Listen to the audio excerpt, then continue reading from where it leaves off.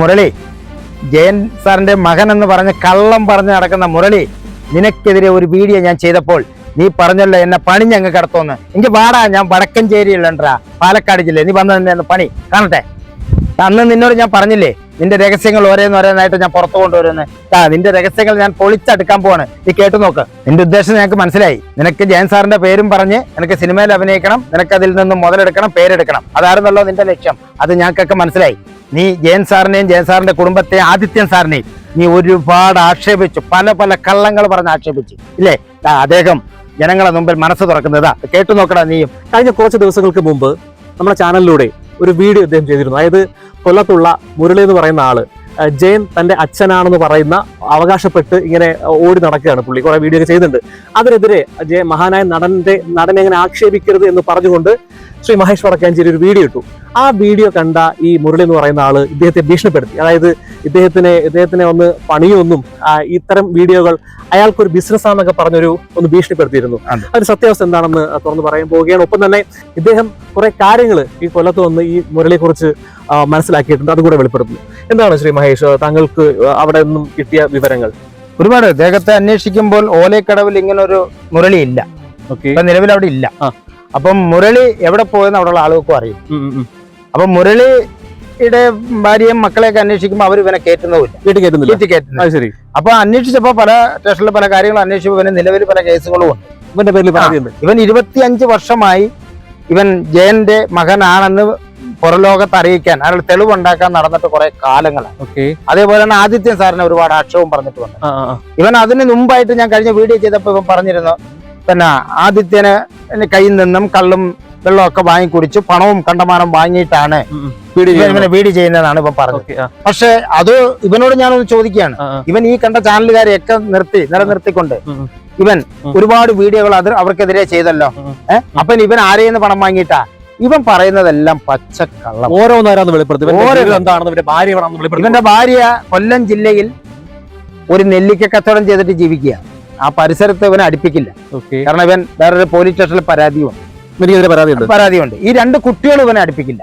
ഇവൻ അവിടെ ഇവിടെയൊക്കെ ജയന്റെ പേരും പറഞ്ഞ് ഇപ്പം കോഴി മുട്ടയിടും പോലെ താവളം അടിച്ച് പലയിടത്തും കറങ്ങി ഇങ്ങനെ നടക്കുകയാണ്. അല്ലാതെ ഇവനെ അവന്റെ സ്വന്തം നാട്ടില് കാണാനേ ഇല്ല. മഹാകള്ളനാണ്. കാരണം പറഞ്ഞുകൊണ്ട് നടക്കുന്നത്. അവന്റെ അമ്മയ്ക്ക് തന്നെ 3-4 മക്കളുണ്ട്. ഇപ്പോഴും ഈ ആദിത്യന്റെ കുറച്ച് കാലഘട്ടങ്ങൾ ആദിത്യന്റെ അച്ഛനെ പറഞ്ഞു. അത് കഴിഞ്ഞിട്ട് അതിൽ നിന്നൊന്നും നീതി കിട്ടാണ്ടായപ്പോൾ പിന്നെ ജയൻ സാറിന്റെ കുറിച്ച് പറയാൻ തുടങ്ങി. അതിനു മുമ്പ് അമ്മ നിരന്തരം കൊല്ലത്ത് ഒരു അഡ്വക്കേറ്റിന്റെ കയ്യിൽ നിന്ന് പണം വാങ്ങിച്ചോണ്ടിരുന്ന കാര്യം നമുക്കറിയാം. അങ്ങനെ നിരവധി കാര്യങ്ങൾ ഇവ പറയുന്നത് മൊത്തം ഇവന് BP-യും ഷുഗറും ഹൈ ആണ്. അത് കയറുമ്പോഴല്ലേ ഇപ്പൊ പലതും വിളിച്ചു പറയും. അതൊക്കെ ചില ആൾക്കാർ അത് കേട്ട് വിശ്വസിക്കുകയും ചെയ്യും. പറഞ്ഞ മനസ്സിലായി. ഒരു കാലത്തും ജയന്റെ കുടുംബം അംഗീകരിക്കാത്ത കാലം വരെയും ഇവൻ ഏത് മകനെന്ന് നമുക്ക് അറിയില്ല. പിന്നെ ഇപ്പൊ പറയുന്നുണ്ട് ഒരുപാട് DNA ടെസ്റ്റിന് വേണ്ടിയിട്ട് വാ ആദിത്യ വാ ജയന്റെ കുടുംബം അവരൊക്കെ പരക്ക എവിടുന്നോ വന്ന ഒരു പൊന്നുമോൻ അവരെ പച്ചയ്ക്ക് കിടന്ന് വെല്ലുവിളിക്കുകയാണ്. നമ്മുടെ മുമ്പിലായിരുന്നു വെല്ലുവിളിക്കുന്ന. നമ്മളിതൊക്കെ കണ്ടോണ്ടിരിക്കുകയാണ്. ഒരു കുടുംബത്തെ ഇത്രയും മേലെ ആക്ഷേപിക്കുക എന്ന് പറഞ്ഞാൽ പോയി കോടതി പോയി പരാതി കൊടുക്ക്. DNA ടെസ്റ്റിന് അവിടുന്ന് ഒരു അനുവാദം വാങ്ങിയിട്ട് നീ ചെല്ലേ. അവർ ടെസ്റ്റ് വരും. എന്നിട്ട് നീ ടെസ്റ്റ് പാസ്സാക്ക്. ഞങ്ങൾ ഒന്ന് കാണട്ടെ. അല്ലാതെ 25 കൊല്ലം പോരാടി പറഞ്ഞ യൂട്യൂബിലും ചാനലിലും ഒക്കെ കിടന്ന് പിന്നെ സോഷ്യൽ മീഡിയയിലേക്ക് കിടന്നിട്ടാണോ DNA ടെസ്റ്റ് നടത്തുന്നത്? ആണോ? പോയി പരാതി കൊടുക്ക്. അവരെ കൊണ്ടുപോവാ. ഇപ്പം ആദിത്യ സാറിനെ ഞാൻ വിളിക്കുകയാണ്. ആദിത്യ സാറിന്റെ ആ കുടുംബത്തെ ആക്ഷേപിച്ചത് നിങ്ങൾ ഓരോരുത്തരും കേട്ടു നോക്ക് എന്താ പറയുന്നതെന്ന്. ഹലോ സാർ, നമസ്കാരം. മനസ്സിലായില്ല. ഞാൻ പാലക്കാട് ജില്ല വടക്കഞ്ചേരി മഹേഷ് വടക്കഞ്ചേരിയാണ്. ശരി, എന്താണ് സാറേ? സാറിന്റെ ജയൻ സാറിന്റെയും കുടുംബത്തെ ഒരുപാട് അപമാനിച്ച മുരളി ജയനെ അറിയോ? മുരളി ജയൻ എനിക്ക് അറിയത്തില്ല. മുരളി രാമകൃഷ്ണ ആശാരി എനിക്കറിയാം. മുരളി രാമകൃഷ്ണ ആശാരിയാണ് സാറിന് അറിയുന്നത് അല്ലേ? എനിക്ക് അയാളെ അറിയിച്ചു. അപ്പൊ ഈ മുരളി ജയന്റെ മകനാണെന്നാണല്ലോ അദ്ദേഹം പറഞ്ഞുകൊണ്ട് നടക്കുന്നത്. എന്താണ് സാർ അതിനെ കുറിച്ച് പറയാനുള്ളത്? എനിക്ക് എന്ത് പറയാനുണ്ട്? എനിക്കൊന്നും പറയാനില്ല. നമ്മളെ അപമാനിക്കുന്ന പറഞ്ഞാൽ എനിക്കറിയില്ല. നമ്മളിങ്ങനത്തെ കാണാറില്ല. നമ്മളെ അത് അയാൾക്ക് തോന്നുന്നതാണ്. നമുക്ക് ഭയങ്കര വേദനയാണ്. മൈൻഡ് ചെയ്യാറില്ല. നമ്മൾ നമ്മുടെ ജോലി നോക്കിയപ്പോ അത്രയോ.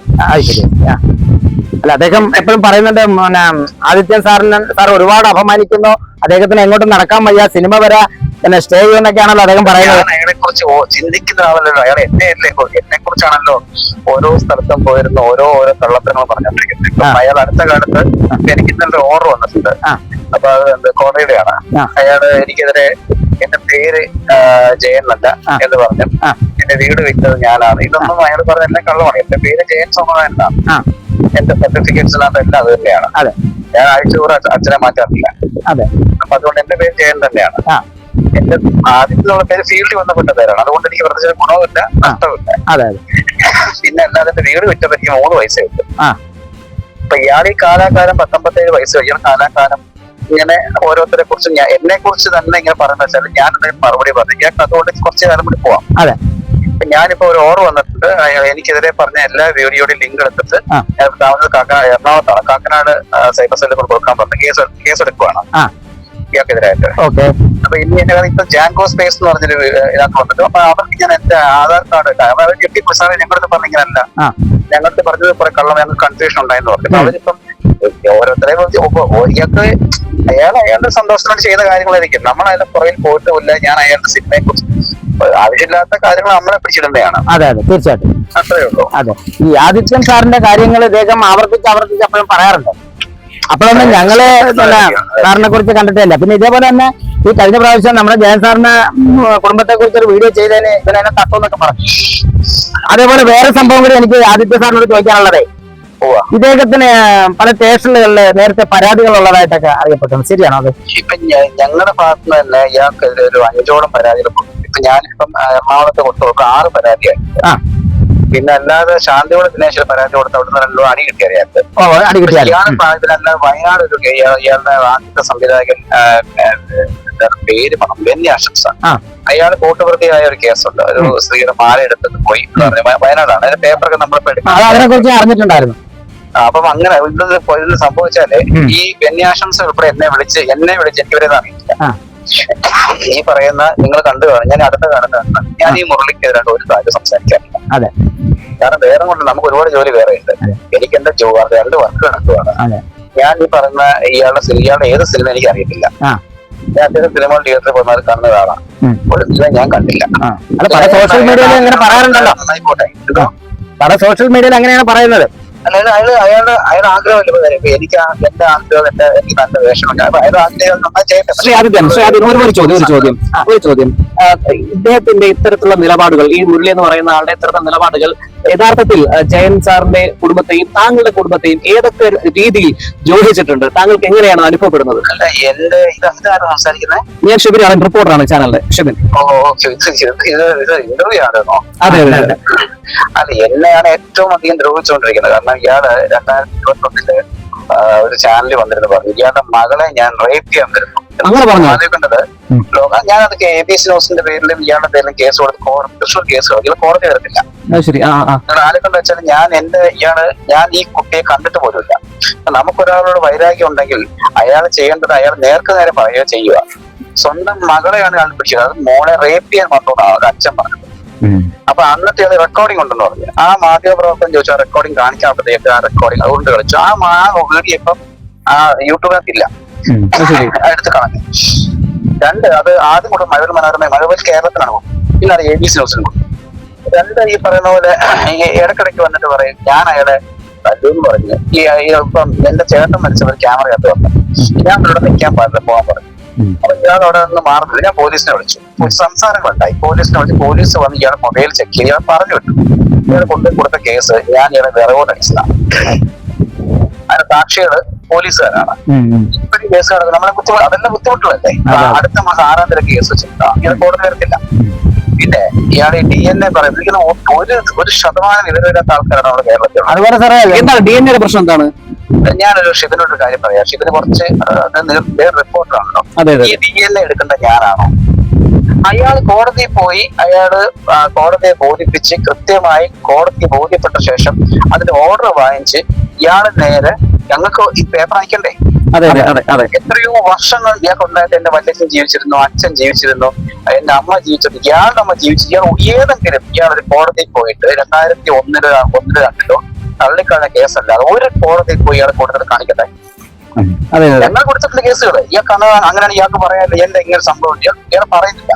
അപ്പൊ ഇയാള് ഈ ജനങ്ങളെ പറ്റിച്ചോണ്ടിരിക്കുക. മറ്റൊരു ചോദ്യം കൂടെ ഉണ്ട്. ഇതിന് ഞങ്ങളൊരു പോസിറ്റീവായിട്ട് ആണെന്നാണ് അദ്ദേഹം 3-4 പേരെ അച്ഛനാണെന്നോ അവകാശവാദവുമായി രംഗത്ത് വന്നിട്ടെന്ന് പറയപ്പെടുന്നു. അതിനെക്കുറിച്ച് വല്ലതും താങ്കൾക്ക് അറിയാമോ? അതിലൊന്ന് എന്റെ അച്ഛന്റെ പേരായിരുന്നു. താങ്കൾ അച്ഛന്റെ പേരാണോ? ആ 99 എന്റെ അച്ഛന്റെ പേര് പറഞ്ഞു. അഡ്വക്കേറ്റിന്റെ പേര്. ഞങ്ങൾ അത് ഈ കൊല്ലം അഡ്വക്കേറ്റിന്റെ അല്ലേ? അതെ. അപ്പൊ ഞങ്ങൾ ഈ ഇടയ്ക്കാണ് അത് ഒരു പുസ്തകം എഴുതി. ആ പുസ്തകത്തിനകത്താണ് അപ്പൊ പേര് എന്റെ ക്രൈം നന്ദകുമാർ എന്ന് പറഞ്ഞ സാറ് സ്വന്തം നന്ദകുമാർ സോറി ക്രൈം മോഹനങ്ങളാണ് എന്നെ വിളിച്ച സംഭവം. മോനെ അത് എന്റെ ഇരിപ്പുണ്ടോ? ഞാൻ പുള്ളിക്കാരുടെ ഏജായി, പുള്ളിയെ പോയില്ല. നമ്മൾ ഇതിനകത്ത് പുറകെ പോകാത്ത എന്തറിയോ, നമ്മൾ ഇത് സത്യം പറഞ്ഞ അയാൾക്ക് കൊടുക്കുന്ന മറുപടി ചിലർ കൊടുക്കുന്നുണ്ട്. നമ്മൾ ഇതിന് പിന്നെ ഇപ്പം നിങ്ങൾ ഈ പറയുന്ന അയാളെ കൊണ്ടുകിടന്ന ആൾക്കാർക്ക് തന്നെ ബോധ്യപ്പെട്ടു. അല്ല, ഞങ്ങൾക്ക് ബോധ്യപ്പെട്ടപ്പോൾ മനസ്സിലായോ ആദിത്യൻ? അതിലൊരു വ്യക്തത വരുത്താനുണ്ട്. അതായത് നിങ്ങൾക്ക് ബോധ്യപ്പെട്ടത് ഈ ഇടയ്ക്കാണ്. കാര്യം അദ്ദേഹത്തിന്റെ ഉദ്ദേശം ജയൻ അദ്ദേഹത്തിന്റെ അച്ഛനാണെന്ന് സ്ഥാപിക്കലല്ലായിരുന്നു എന്ന് മനസ്സിലായി. ആ സ്ഥാപിക്കൽ വഴി സിനിമയിലേക്ക് കയറുക, മറ്റുള്ള സോഴ്സുകൾ ഉപയോഗിച്ച് പണം സമ്പാദിക്കുക, സിനിമയിൽ അഭിനയിക്കുക എന്നുള്ള ഒരു ഗൂഢ ലക്ഷ്യം അയാൾക്കുണ്ടായിരുന്നു. അതിലേക്ക് എത്തിയപ്പോഴാണ് ഞങ്ങൾക്ക് മനസ്സിലായത് ഇതിന് പിന്നിൽ ഈ അച്ഛനാണെന്ന അവകാശവാദത്തിന് പിന്നിൽ ബിസിനസ് ലക്ഷ്യമുള്ളത് ഞങ്ങൾക്ക് ഇപ്പോഴാണ് മനസ്സിലായത്. അതെ, ഈ ഈരാറ്റുപേട്ടയുള്ള ഇയാൾ എന്നെ കുറിച്ച് ഒരുപാട് കഥകൾ ഇങ്ങനെ പറഞ്ഞത്. എനിക്കൊരു ഫാമിലി പ്രശ്നമൊക്കെ ഉണ്ട്. അതിന് ഈ പറഞ്ഞ ആരും ഈ സോഷ്യൽ മീഡിയയിലുള്ള ഒരാളും വന്നിട്ട് ഞാൻ തന്നെ കോടതി വിമർശിക്കുന്നത്. ഇയാളുടെ ഫാമിലി എന്ത് ചെയ്യും? ശക്തിവാദ പോലീസ് സ്റ്റേഷനിൽ എന്താ ഇയാളുടെ വൈഫുള്ള കേസ് എന്താണ് കേസ് പറയാൻ കുറിച്ച്? ഇയാളുടെ വെസ്റ്റ് പോലീസ് സ്റ്റേഷനിൽ നിങ്ങൾ അന്വേഷിച്ചോളൂ. ഞാൻ പറയണ്ട, ചേട്ടൻ അന്വേഷിച്ചോളൂ. ആ അന്വേഷണ ഉദ്യോഗസ്ഥന്റെ ഞാൻ അടികൊടുത്തത് ബിജു എന്ന് പറഞ്ഞ ഉദ്യോഗസ്ഥൻ. സ്വന്തം ഭാര്യ ഇയാൾക്കെതിരെ കേസ് കൊടുത്തു. നിങ്ങൾ അന്വേഷിക്കുമ്പോ ഇയാൾ താമസിക്കുന്ന എവിടെയാണ്? ഇയാളുടെ മക്കളോ ഭാര്യയുടെ കൂടെ ഇല്ലിപ്പം. അത് ശരി. അവരുടെ പേര് മിനി എന്നാണ്. അവര് നല്ലൊരു സ്ത്രീയാണ്. സബ് ജയിലിന്റെ പുറവിലാണ് അവരെന്താ ചെറിയ കച്ചവടം ചെയ്ത് ജീവിക്കുന്നതായിട്ട് അറിഞ്ഞോ? അതെ, അത് നെല്ലിക്ക കച്ചവടമാണ്. പള്ളിക്കീഴിൽ വളരെ മാന്യമായിട്ട് അവരൊരു മുട്ട ഇട്ടിട്ടുണ്ട്. അവിടെ ഇയാളെ ഇവിടെ കേട്ടില്ല. പോട്ടെ, എന്ത് പോട്ടെ. ഇയാൾ ഈ പറയുന്ന കാലഘട്ടങ്ങളിലൊക്കെ ഇയാളുടെ ബന്ധുക്കളും ഞങ്ങളുടെ ബന്ധുക്കളും നാട്ടുകാരെ കൊണ്ടല്ലോ എന്താ അവരെ പറഞ്ഞു ആരും വരുന്നില്ലല്ലോ. ഞങ്ങളിപ്പോ ഞങ്ങളിപ്പോ എന്റെ പേര് ഉപയോഗിച്ച ഞാൻ ഒരു പെറ്റീഷൻ ഫയൽ ചെയ്തു. ഞങ്ങൾ അന്ന് മുഖ്യമന്ത്രി കൊടുത്തു. അതിന്റെ ഓർഡർ വന്ന ശേഷം അന്വേഷണം വന്നപ്പോഴാണ് ശക്തിവാദ സ്റ്റേഷനിൽ പോലീസ് പോകുമ്പോഴത്തേക്കും ഇയാളുടെ ഭാര്യ തന്നെ പറഞ്ഞു ഞാൻ ഇവിടെ കേട്ടിരുന്നു. അങ്ങനെ പോലീസാരോട് പറഞ്ഞു. ഞാൻ അന്വേഷിച്ചാണ്, പോലീസ് പറഞ്ഞു ശക്തിവാദ സ്റ്റേഷനിലാണ്. പിന്നെ ഈ പറയുന്ന പോലെ ഇയാൾ കിട്ടുന്ന സ്ഥലങ്ങളിലൊക്കെ പോയി. ഇപ്പൊ എനിക്ക് തോന്നുന്നു ഇന്നലെ ജാങ്കോ സ്പേസിന്റെ ഒരു വീഡിയോ ഞാൻ ഇത് കണ്ടപ്പോൾ ഞാൻ അപ്പൊ അതിനകത്ത് എന്റെ പേര് വിളിച്ചിരിക്കുന്നു. അപ്പൊ അവര് സാറേ ഇത് ഇന്റർവ്യൂ കഴിഞ്ഞ ഉടനെ ഞങ്ങൾക്ക് മനസ്സിലായിരുന്നു. അപ്പൊ ഞാൻ എന്റെ ആധാർ അയച്ചു. സാറേ ഞങ്ങളുടെ പേരും ഈ പറഞ്ഞ സത്യമാണ്. എന്റെ പേര് ജയൻ. അതുകൊണ്ട് എന്താണ് ഗുണം തന്നെ അല്ലേ? തീർച്ചയായും.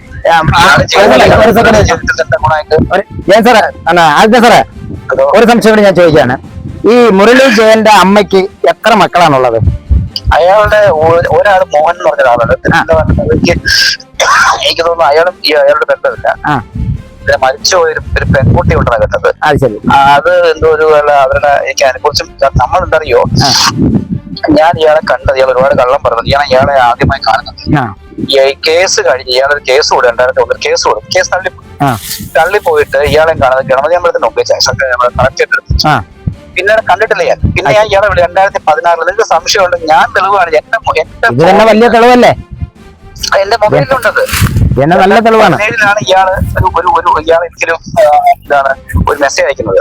അപ്പോഴെനിക്ക് മനസ്സിലാവുന്നത് ഞാൻ ആരോ അറിയാതെ സംസാരിക്കുക. അപ്പോഴറിയുന്നത് ഇയാളുടെ നമ്പറാണ്.